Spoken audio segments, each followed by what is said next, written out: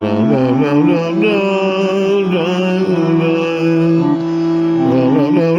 राम राम राम आइए आज श्री रामचरितमानस के में बहुत ही सुंदर प्रसंग है जहां पर एक भगवान श्री राम का राज्याभिषेक हो चुका। उसके बाद सभी स्तुति करने के लिए 12 देवता आ रहे हैं। तो अभी चारों वेद आए हैं, बंदी वेश में आए हैं। उनका बंदी वेश इतना यथार्थ उन्होंने बनाया कि कोई पहचान न सका कि ये वेद हैं। लेकिन भगवान श्री राम तो सब अंतर्यामी हैं, उन्होंने सर्वज्ञ हैं, उन्होंने पहचान लिया और उनका मानसिक रूप से उनका स्वागत और पूजन किया, क्योंकि वो भगवान के द्वारा ही उनको ये सम्मान प्राप्त है। तो वेदों का वैसे तो जिस प्रकार उनका दोनों रूप हैं, निराकार तो सगुण रूप में आए हैं, तो उन्होंने जो स्तुति की है वेदों ने, उसका जो प्रथम भाग है जिसमें वो निश्चय नहीं कर पाते कि भगवान सगुण हैं कि निर्गुण हैं, पर वो ये इस निश्चय पे पहुंचते हैं जितना जितना उनको भगवान ने शक्ति दी है कि आपका जो ये स्वरूप है, जो विद्यमान स्वरूप है, ये सगुण और निर्गुण दोनों से परे है, उससे अनूप है। ऐसे स्वरूप की हम वंदना करते हैं। तो इसमें बड़ा भारी भगवान का क्या स्वरूप है। जितने भी धर्मशील व्यक्ति हैं सारे संसार में, कोई इनको निराकार रूप में पूजता है, कोई भगवान को साकार रूप में पूजता है। लेकिन राम है क्या? कबीर ने उनका निराकार रूप देखा, हमारे जो सगुण उपासक उन्होंने उनका सगुण रूप देखा। लेकिन भगवान का ये जो श्री राम रूप है, ये कितना, इसमें कितना अनूप है। इसका बड़ा सुंदर दिग्दर्शन आप जो वेदों ने जो स्तुति की है, जो सबसे पहले सामवेद ने जो स्तुति की है, उसको आज हम ले रहे हैं प्रसंग में। आइए उसका गुणगान करते हैं, फिर हम इसका अर्थ करेंगे।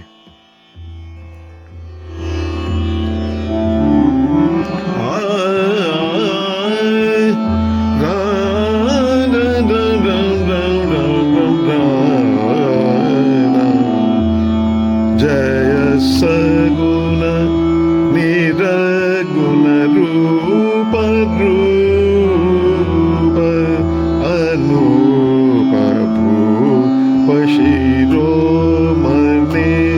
जय सगुण निरगुण रूप रूप अनूप भूप शिरोमणि।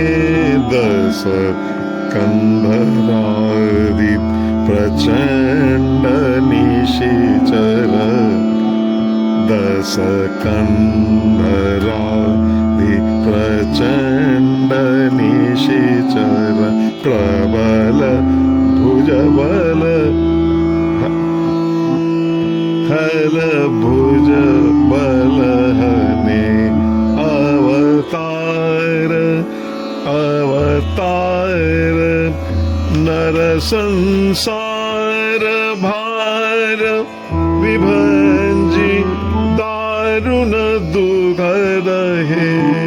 जय प्रणत पाल दयाल प्रभु संयुक्त शक्ति नमामि। जय प्रणत पाल दयाल प्रभु संयुक्त शक्ति नमामहे। जय सगुण जय सगुण जय सगुण।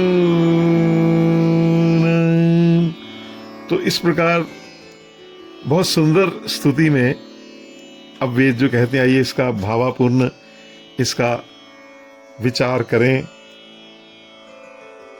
जय सगुण निर्गुण रूप रूप अनूप भूप शिरोमणे। हे भूप शिरोमणि, जय हो, आपकी जय हो। आपके सगुण रूप और निर्गुण जो दोनों रूप हैं, उनसे ये जो आपका रूप है, ये उपमा रहित, इसकी उपमा नहीं हो सकती। ये सुख तो जब आपको कोई सामने आप विद्यमान है, ये तभी प्राप्त होता है, नहीं तो अन्यत्र प्राप्त नहीं होता।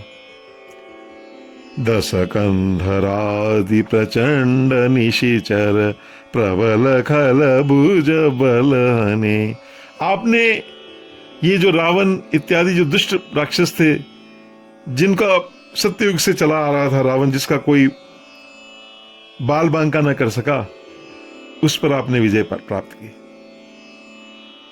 तो अब ये भाव ये है, सबसे पहले उन्होंने उनके सगुन की बात करी है। जय सगुन है, सबसे पहले सगुन की बात करी है, क्योंकि वेद वहां जहां खड़े हैं सामने सगुन रूप श्री रामचंद्र विराजमान है अयोध्या में। फिर आपका जो, पर आप यहीं तक हैं सगुन तक, ये भी नहीं कह सकते। आप तो, आपका जो निर्गुण रूप विद्यमान तो नहीं है, वो हमें दिख तो नहीं रहा है, लेकिन वो आपके, आप कण कण में विराजमान है। रम्यते तिसा रामः। तो ऐसे जो आपका जो स्वरूप है, ये आपका जो हमें नहीं दिखता है, पर वो स्वरूप तो है। क्योंकि सगुण कहने के बाद निर्गुण कहने का यही कारण है कि जब तक आप किसी व्यक्ति वस्तु को ग्रहण न कर लें, तो उसका त्याग नहीं हो सकता। तो हम आपका ये सगुण रूप के जो गुण हैं, इनको अगर छोड़कर देखें, भगवान में ऐसे कहते हैं कि जो निर्गुण रूप होता है, उसमें उपनिषदों में कहा गया 6 गुण होते हैं। वो जरा रहित होता है, पाप शून्य होता है, मृत्युहीन होता है, विशोक होता है, क्षुधा रहित होता है, पिपासा रहित होता है। और 2 गुण जो आपके सगुण रूप के हैं, सत्य काम और सत्य संकल्प, आपका संकल्प सत्य है, वो भी उनसे आप युक्त हैं। तो इस प्रकार से आप गुणों में होते हुए भी गुणों के वश में नहीं हैं। आप इन सब से परे हैं। तुझे सगुण कहूं के निरगुण रे, सगुण निगुण इक गोविंद रे। संतों ने भी कहा कि तुझे सगुण कहूं कि निर्गुण कहूं, तू तो इनसे सबसे परे है ठाकुर। तो अब कहते ये कोई, जिस प्रकार एक रवि है, सूर्य है, एक सूर्य का आतप है, उस प्रकार से आपका ये स्वरूप है। ये मन का विषय नहीं है, आंख का विषय नहीं है, वे विषय ना होते हुए भी इस समय आप प्रकट हैं। इसलिए हम आपके सगुण रूप की उपासना करते हैं। आप भूप शिरोमणि हैं। तो इस प्रकार से आपका स्वरूप क्योंकि उपमा योग्य नहीं है, तो ये भगवान श्री राम के परतत्व, श्री राम का जो परात्पर श्री राम का शुद्ध ब्रह्म परात्पर राम, उस रूप का वेदों ने निरूपण किया है। अब आप दशकंदरादि प्रचंड निश्चल प्रबल खल भुज बलहने, आपने इस संसार में जो 10 ग्रीव और उसके और जो दारुण साथी थे, राक्षस थे, इस रोग का कोई नाश न कर सका। आपने उनको वध करके ये रोग हटाया, तब आपने राज्य स्वीकार किया, इसीलिए आप भूप शिरोमणि हैं। अब वेद भगवान से ये भी बता रहे हैं कि आप निर्गुण से सगुण क्यों हुए। इसमें यह निंगित है कि 10 कंदर आदि इन राक्षसों को, 10 कंद को मारने के लिए आपने अवतार धारण किया है, आपने सगुण रूप धारण किया है। तो ये आपका जो, वैसे तो विष्णु आदि जो भगवान है वो भगवान का सगुण रूप है, और जो सर्वव्यापक है वो निर्गुण रूप है। लेकिन ये जो आपका 2 भुजों वाला जो रूप है श्री रामचंद्र का, श्री रामचंद्र कृपालु भजवन हरण भवय दारुणम, ये रूप उन सब से ऊपर रूप है, इसलिए ये अनूप है। अवतार नर संसार भार, विभंजी दारुण दुख दहे। आपने अवतार लेकर संसार का भार नष्ट करके और किसी भी प्रकार न छूटने वाले जो कठिन दुख हैं उनको आपने भस्म कर दिया है। आपने रावण को मारकर भीषण का पालन किया, प्रणतपाल की तो आप रक्षा करते ही हैं।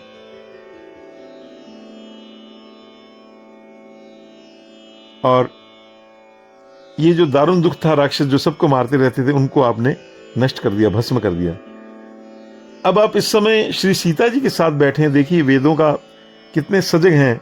वो कहते हैं आपकी, अगर हम सिर्फ श्री राम जी का उपासना नमस्कार करें तो शक्ति जो साथ उनके विराजमान है उनका आदर भी उतना ही है, क्योंकि सीता जी ने, दोनों ने मिलकर, सीता जी उस निमित्त बनी जिसके कारण ये पृथ्वी का भार उतारा है, इसलिए हम दोनों को नमस्कार करते हैं। तुलसीदास जी ने वाल्मीकि रूप में तो साफ ही कहा है, स्पष्ट कहा है, यथार्थ ही कहा है, सीताश्च चरितम महत, कि जो रामायण, राम का चरित्र है, रामायण का चरित्र है, वो सीता जी का चरित्र है। वे ना होती तो ये राम कथा ना होती। तो सीता जी परम शक्ति हैं। इस प्रकार ये जो सामवेद से जो स्तुति हुई है बड़ी सुंदर स्तुति है। इसके और भी भाग है, भगवान कृपा करेंगे तो हम उन भागों को भी आगे, जो वंदी जिनों में वेदों ने जो कहे हैं उसकी आगे हम आपस में बैठकर चर्चा करेंगे। जय सिया राम।